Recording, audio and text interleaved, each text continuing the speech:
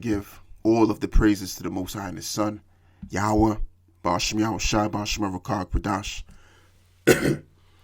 and double honors to the apostles of the great millstone, and Shalom, or should I say salutations to the Hakim out there that furthered his ministry, and Shalom to those that are learning and listening and growing thereby as well.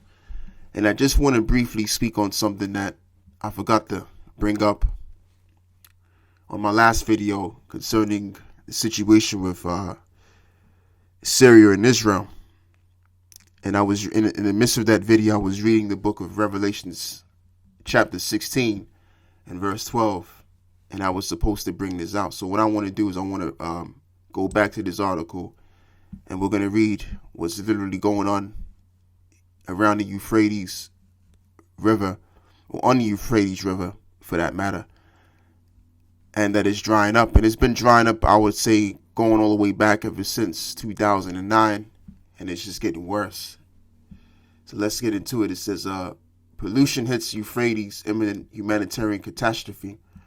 The Turkish occupation states continue to steal the Syrian shares of the Euphrates water, as the water supplies from the Euphrates River flowing from the Turkish territory to the Syrian lands has decreased from 500 cubic meters to 200 cubic meters per second since the 27th of last January. It says Mohammed Tabush from the Dams Administration in northeast Syria warned of contamination of drinking water and the emergence of dangerous diseases due to a significant drop in the water levels. He said, "We are facing a real catastrophe with regards to drinking water because the low levels of the river has led to water pollution and the flow of algae and shells that lead to the emergence of dangerous disease such as cholera that usually appears in the summer season, which is on the door, and most of the major cities in northern and eastern Syria depends on the water of the Euphrates River to secure drinking water." So being that I'm talking about this, all of this is going on is simply for an up-and-coming event. As you can see it, the head title on the next fallen scriptures, Armageddon. And this is what the kings of the east are being prepared for. War. And according to the book of Revelations, you have 3 woes, and the third woe cometh quickly, which the third woe represents the third world war, which will be seen on the grand scale. It's going to start in the Middle East, and then it's going to evaporate its way all around the world, and all of these nations are going to be reactive to what's been going on ever since within the Middle East. Okay, as you have it yet this moment in time, you have the tension between Syria and well, really Iran and Israel. I would say those 2 countries are just going in, so by those little 2 countries, eventually other nations are going to have to get involved in all of that. And the next thing you know, is going to be a full-fledged war, a nuclear war to be exact. So that's all I really wanted to bring out, because I didn't bring this out on my last video. So I may call this one an extra to the last video that I did. All right, so let me read some more on this. It says Mohammed Tabush, I've read that already. It says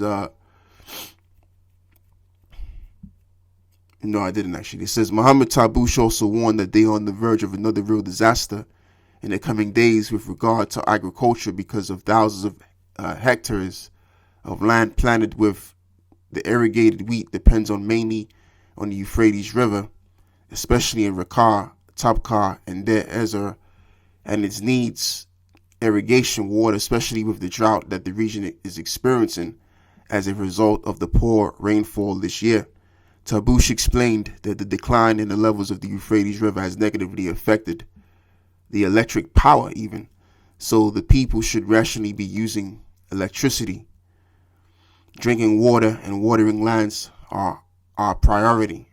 So this just goes to show you that the Lord is getting down on these nations, man. And to prove that this is the Lord as well doing this is the first chapter.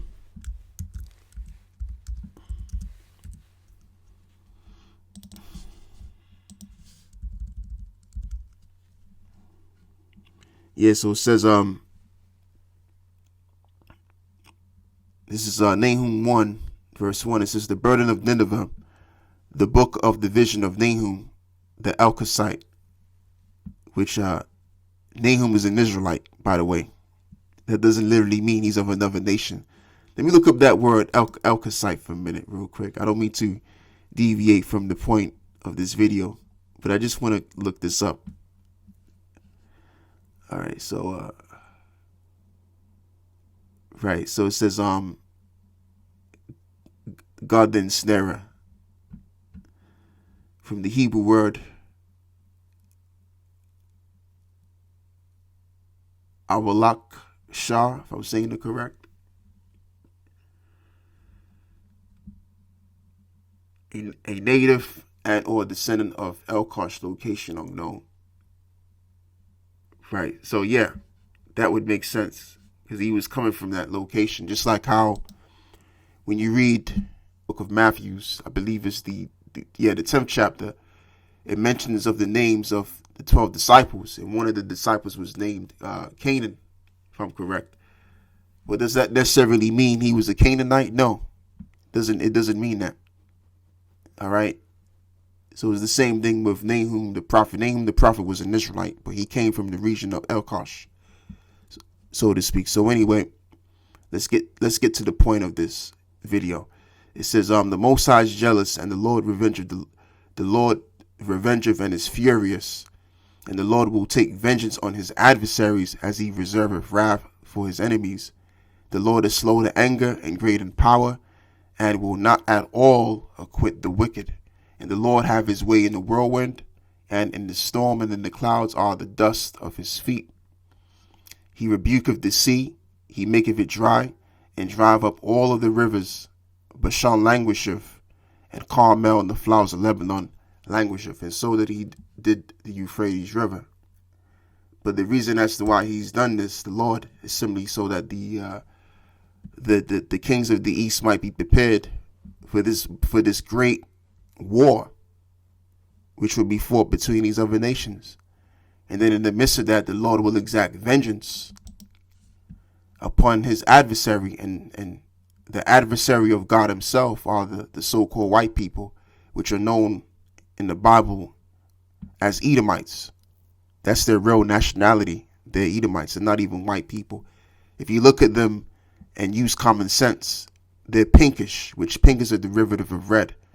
And according to the book of Isaiah 1 and 18, the color red is the color of sin. All right, so they're the people of sin, and the Lord is going to judge them severely, astronomically. So that's all I got to say. So with that I say, Shalom.